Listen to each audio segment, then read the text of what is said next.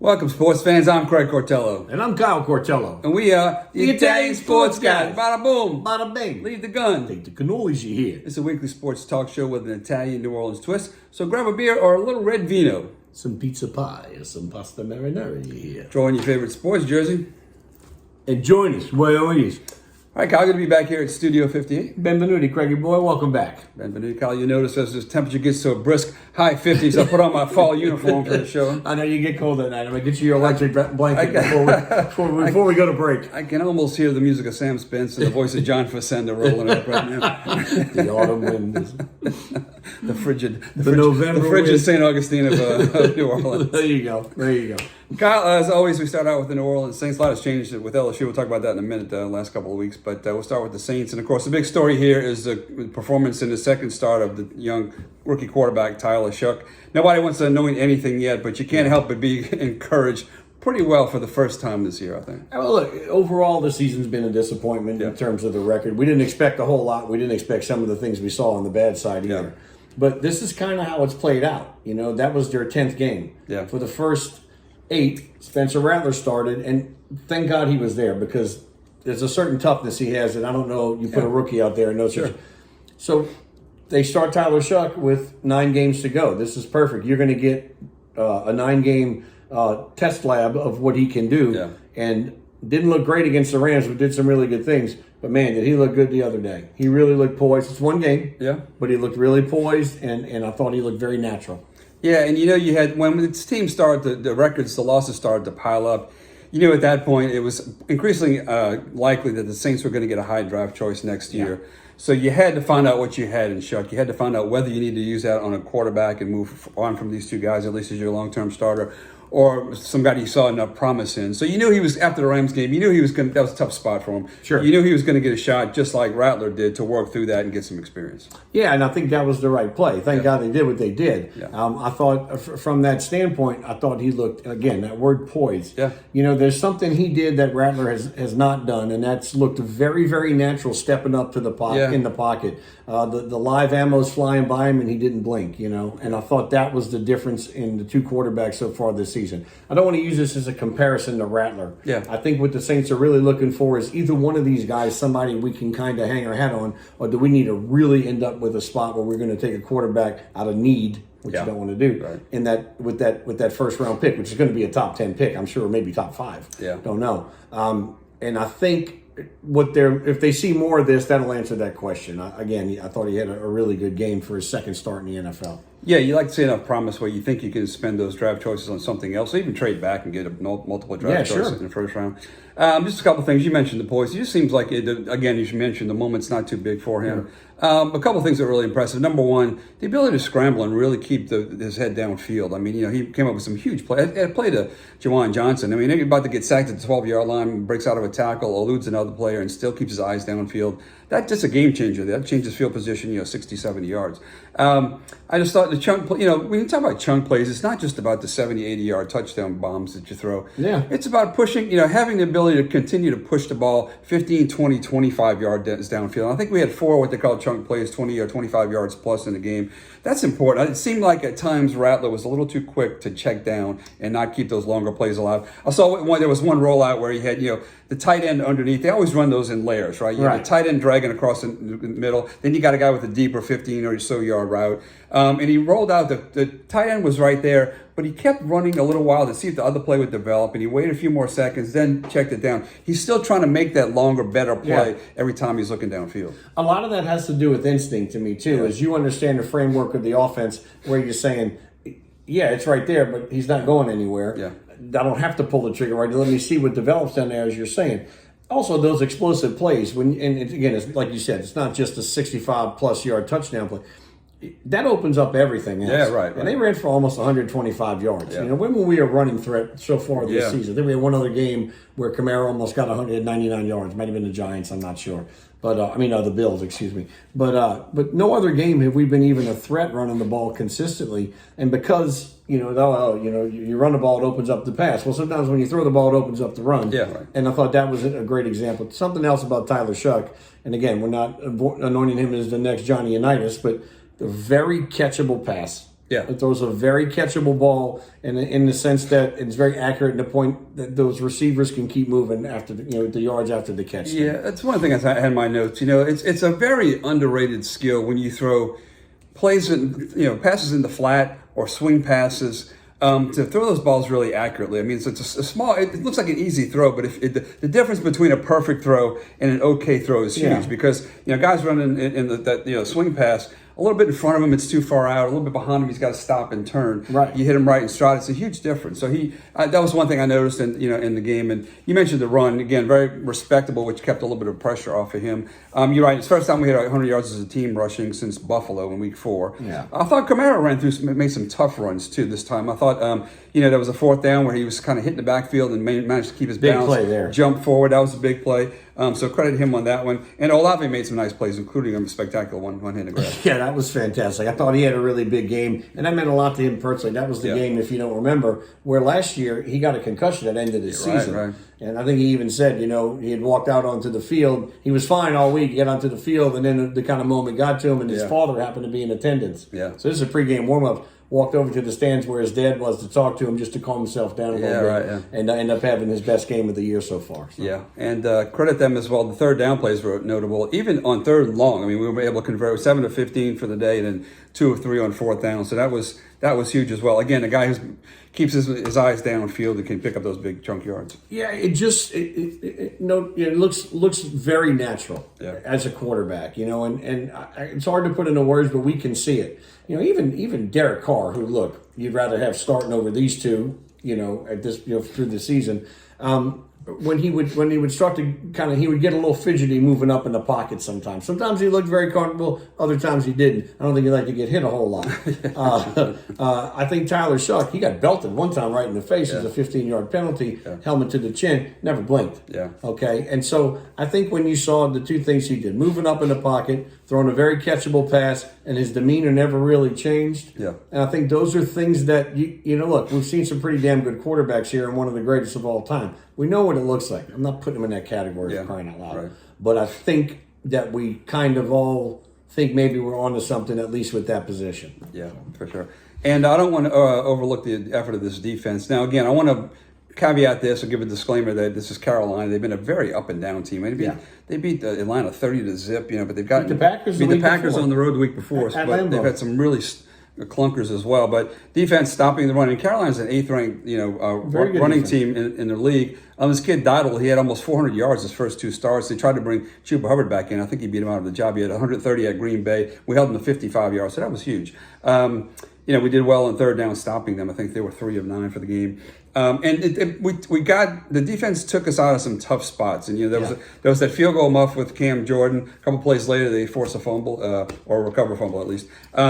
We had a 4th down sack when we got sacked back at the 40-yard line. A couple plays later, we had an interception to get the ball right back. Taylor. And then there was a play where Shough almost got tackled in the end zone and threw the ball late and almost got a safety. We punt the ball, give him a short field to the 50-yard line, and the Saints come up over to stop, sack Bryce Young back at the 33. So defense played very well. Good, encouraging to see that. Yeah, I thought they really did. Again, like you said, they bailed us out of some stulty situations.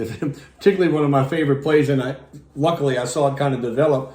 Alante Taylor completely baited Bryce Young on that interception. He acted like he was jumping the other route, knowing he's playing a younger quarterback, I guess. And Bryce Young instantly, there's the route, zipped it, and he went right over and had a tremendous interception. So, he showed the blitz and backed out of it. Yeah. I thought that was one of the chess matches that we won, and we won a lot of them that day. Yeah, and you don't see Bryce Young lose his temper too much, but he slammed his helmet on the sideline. He's a smart kid. Bryce Young's a very smart quarterback. I don't know how good he's going to be, but I know he's a smart kid. And he was an unhappy guy. But he seems to be a guy who, when the running game is rolling, he's complimentary football. But it seems like it's very difficult for him when that's not going to lift this team to that next level, so to speak. Any other thoughts on the Saints? We have a bye week, of course, and we'll come back afterwards. Just the schedule does lighten up for the Saints on the second half, so maybe we can get some momentum toward next year. Absolutely. Look, I think you and I have touched on this. It's the youth movement that we really wanted to see. Yeah. And this draft is turning out to look like a pretty damn good draft. Yeah.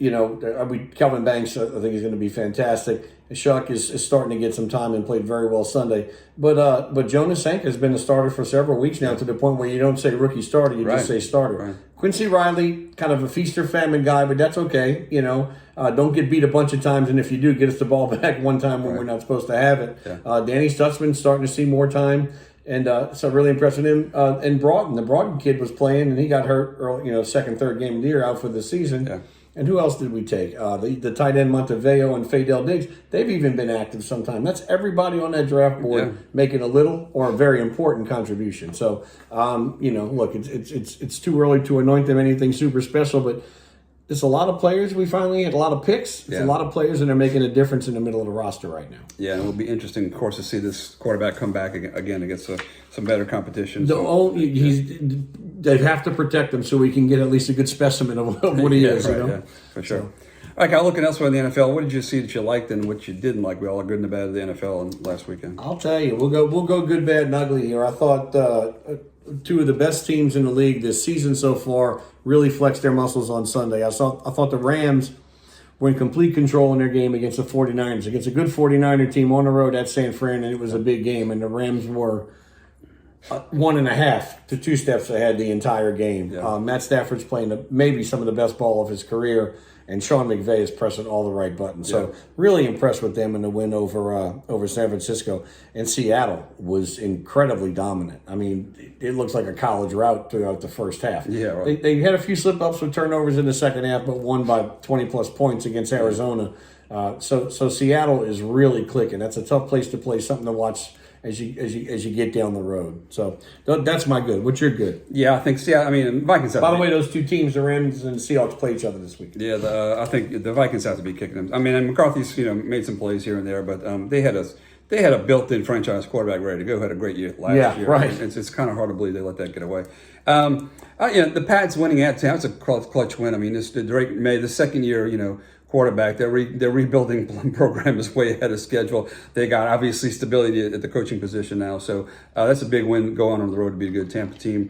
I agree with Stafford. He's 25 and touchdowns and 2 interceptions. MVP candidate, at least in a conversation for sure. They're 7-2. He finally got to 500 as a starting quarterback. He after all those losses piled up in Detroit. He's finally throwing the ball from every angle. And it's kind of he's feeling it. Yeah, and Nakua's back healthy, of course.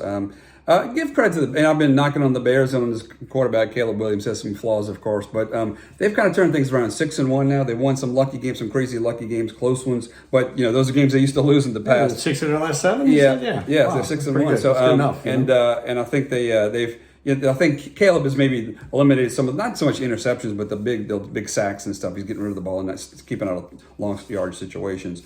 How about on the downside, Kyle? So that was the good. The bad, I have one bad. I have the Steelers in their loss to Chargers in a pretty underwhelming game. Had 221 yards total offense. Yeah. And that's not impressive. That doesn't get it done in this league. And look, you can always kind of at least count on the toughness of Mike Tomlin's defenses. They've had some lean years here and there, a leaner year here or there defensively. By and large, their defense is really, really good. And the week before, they looked really, really good. And they did not. They want to feel way too long. Again, when your offense has 221 total yards in the NFL and your defense doesn't get 5 turnovers, you're going to lose the game. Yeah, I think, I thought Colin Cowherd had a good analogy there. Their offense has struggled for a number of years. It just feels like they're not keeping up with the changes in this game. Rodgers has been able to offset that to some extent this year, but he said they in a world of Wi-Fi, they kind of look like dial-up. It kind of feels that way sometimes when you watch that offense. Right. The disappointing side, I would say, the Bills getting shut out by Miami for 3 straight quarters. Something is a little off there with that team offensively. 2 bad weeks. Yeah, it's not a good look.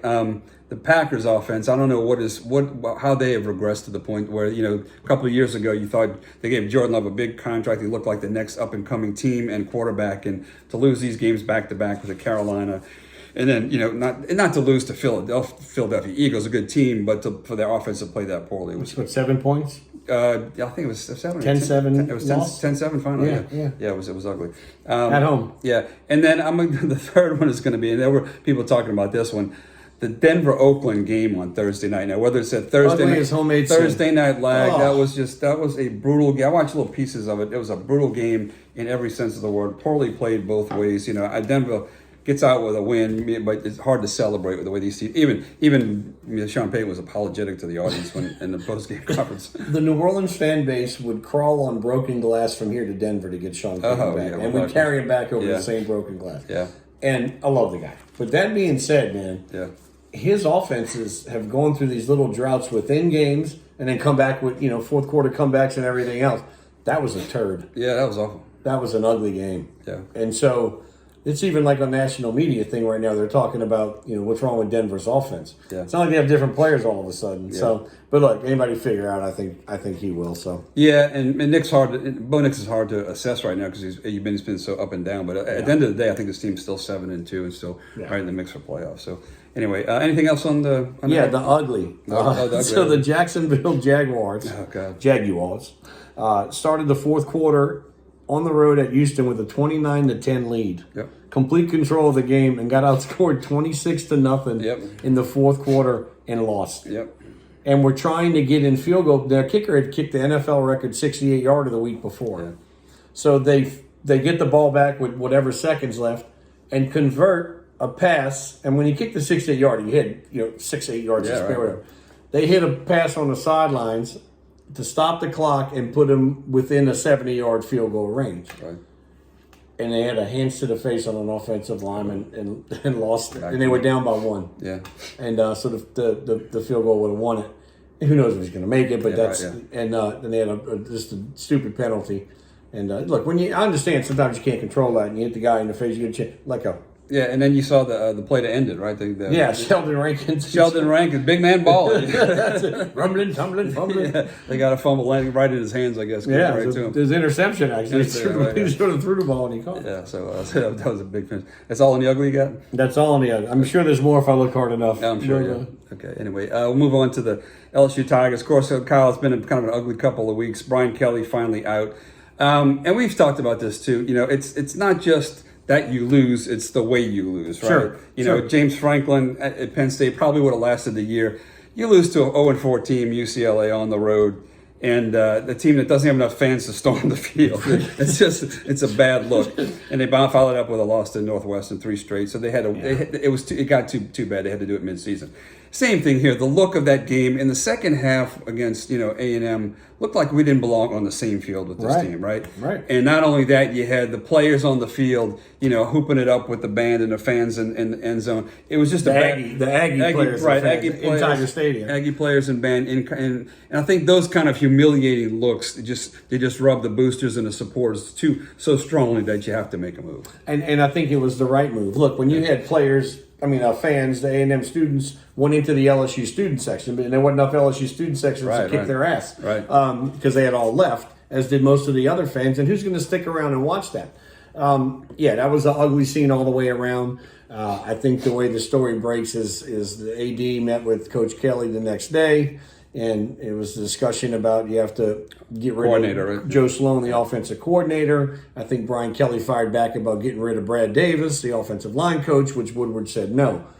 Brad Davis was the guy who took over when Ed Ogeron was let go, coached a bowl game. We had 39 players on scholarship, 38 scholarship players left, and he took them through the bowl practices and that. And how does that work with the interims, in case people haven't noticed? Usually the interim coach that takes over is kind of promised the job on the next staff. It happens a lot. Rick Venturi did it twice in his career here. Brad Davis did it there. Frank Wilson, the guy you want on your staff, is a great recruiter, whomever the new coach may be. It's probably going to be encouraged, hey, if Frank Wilson wants to stay, we'd like to keep this guy. I think that's how Brad Davis was protected by Scott Woodward. Right. That's what I think. And so he told Kelly no. They went back and forth, and ultimately he fired Brian Kelly. Yeah. Then the governor opened his mouth. That was a complete mess. Yeah, right. And so LSU, in spite of all that it offers as a destination to one of the top 3 or 4 places to go in the country to be a head football coach in college, is scrambling to protect themselves from looking like a bunch of buffoons. Yeah. And Yeah, and there were reports that it was a vengeance because, at some point the governor wanted Will Wade to get hired back, as a basketball coach, and, the Woodward didn't want to go along with it, so he had his chance to get back at Woodward for this. Yeah, and there's some political, they're on two opposite sides of the aisle, I can tell you that, as politically. I think Scott Woodward's mentor and one of the people he looked up to most from his time at LSU was James Carville, who is a staunch Democrat. And, of course, we know Landry is on the other side of the aisle as a Republican. And whatever. Keep your politics out of the sports. Politicians stay out of the sports. It doesn't make your program look more attractive when you have those kind of entities weighing in on the program. People want to know who's in charge. That's and then right. you had the thing with the AD and everything else. Okay, so everybody knows that stuff, right? So let's just cut to the chase kind of now from what we're gathering on the LSU coaching search. There is a 5 or 6 person committee that includes Vera Jawsbury, the new president Wade Roos, former LSU star player Ben Bordelon.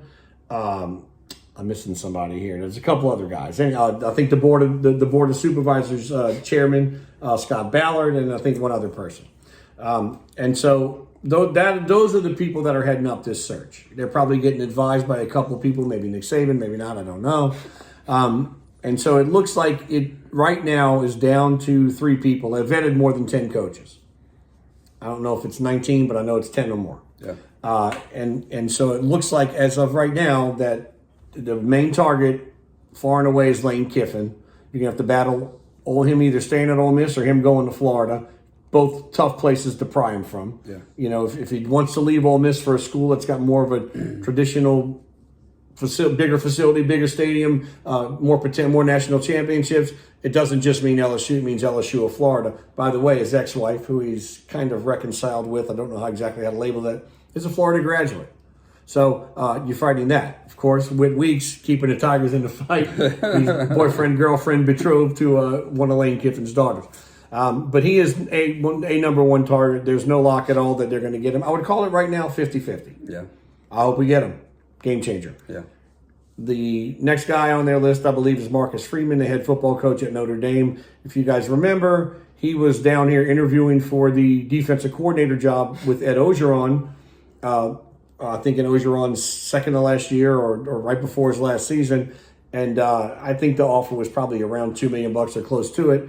And the stories we get is his wife did not like Baton Rouge and she didn't want to stay there. So he ended up going back to Notre Dame for a year and was the right move because he became head coach a year after that when Brian Kelly left.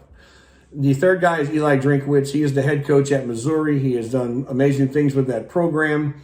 The knock on him, I guess, is his record against ranked opponents in big games is not so great. But he's doing it with Missouri Town. It's not exactly a hotbed of recruiting. Right. He would have a tremendous upgrade in facilities and money to spend on NIL and such at LSU. His players like him, and his assistant coaches have always spoken very highly of him. Yeah. One of his best friends in coaching, and he's still very close with, is current LSU defensive coordinator Blake Baker, who the Tigers pulled from Missouri a couple of years ago. Right. So those are kind of the top 3.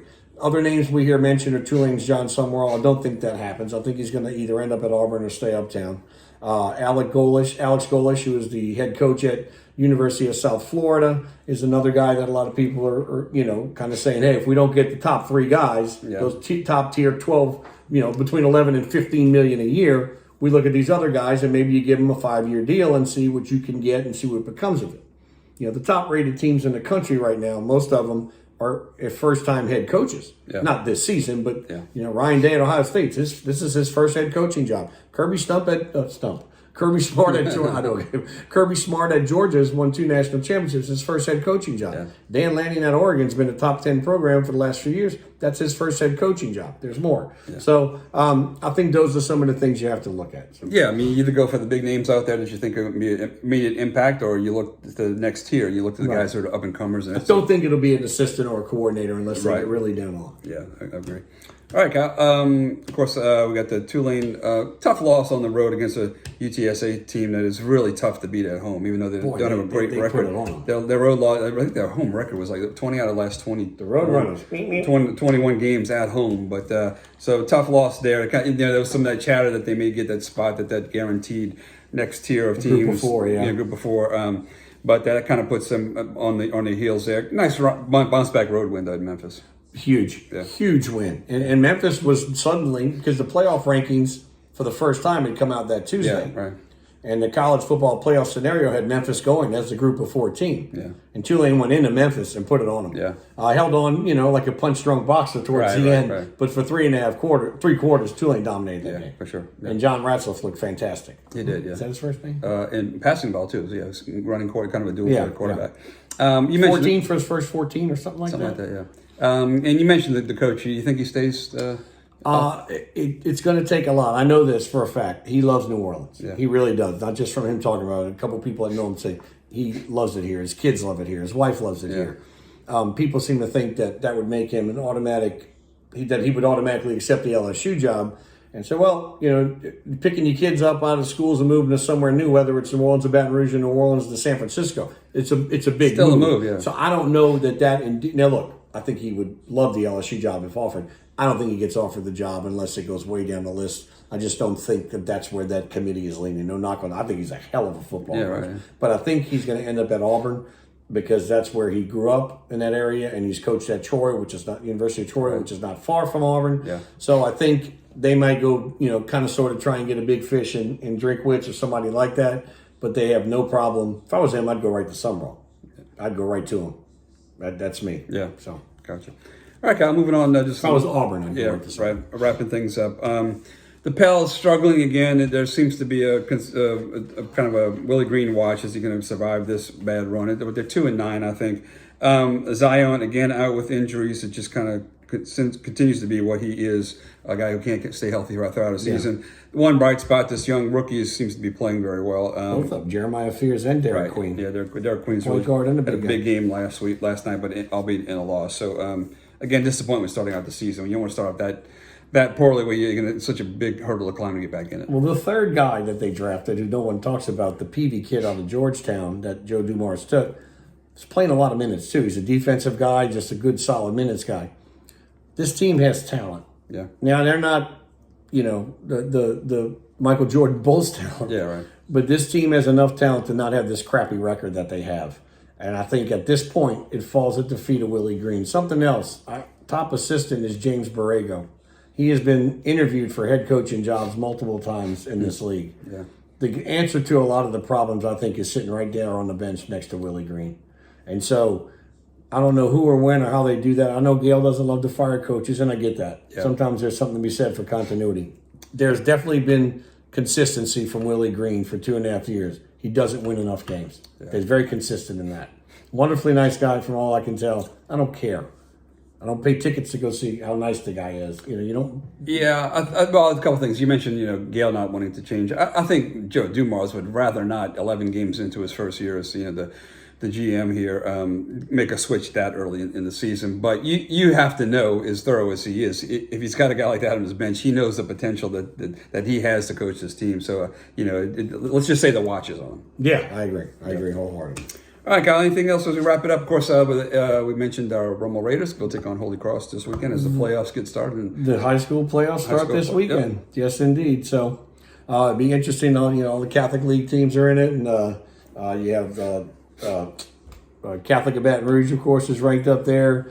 Turling's Catholic and St. Thomas More at Lafayette. It's a pretty solid bracket when you look at it, and then you have the non-select as well, which is just loaded for bear. Alexandria, Destrehan, Ruston, those type of teams. So it'll be very interesting. It's a fun time of year around New Orleans and South Louisiana. Well, all Louisiana when high school playoffs start. So that's for sure. And once again, I want to mention all our sponsors. We got the Luca Eats Uptown on Lower Line and Coon. All your press sandwiches, coffee. That's it. Paninis, you got it. Got breakfast and lunch. We got Mid-City Pizza on Bank Street. 4400 Bank. 4400 Bank Street. Talked to Don Tony today. He was tossing up, tossing the dough. A little pizza pie, a little pasta marinara, but everything over there on Bank Street now, and they're excited about it. And of course, Brian Check Snyder State Farm for all your insurance needs. I want to mention also, I will be at the Dog House on Bank Street this weekend playing a little. Not in the Dog House. Not in the Dog. Usually in the Dog House. This time at the Dog House. Yeah, I'll be playing a little music from 5 to 7 for the pups and all the people that they own. There you go. So you come over there, you get that little. Give us the time and the address and everything. I'll be at